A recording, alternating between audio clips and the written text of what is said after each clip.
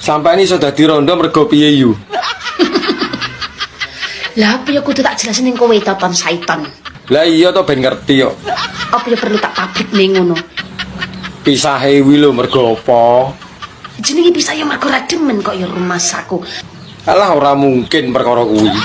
Lek demen yo ra pisah lho Ton Saiton. Tak kira waleh terus pisahan. Gelo kok jaranan. Lu ki ndak perlu dipabrikan cah. Ora perlu ngelek-elek sapa-sapa ndak perlu. Aku ora ngelak-ngelak gur teko. Ngono ki lek jenenge duwe masalah ya wis cukup kita yang tahu aja ndak usah perlu dipabrikan. Lah kita kan termasuk aku barang, berarti aku ya oleh ngerti. Ya lek kowe ngerti aku dadi rondo, ya mergo ora demen kuwi ae.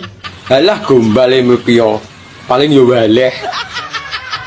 Kok kaya buaya ae dipamer-pamer kene-kene. Lah rumangsamu bayek apa iso pamer, nek ra sing gerang sing mamerne.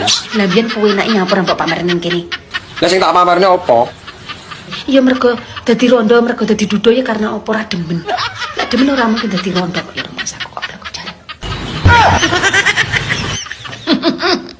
Nyapar kandani Wegah engko lagi awor sedina ae pisahan lah, ora yo ngelu ning biasa.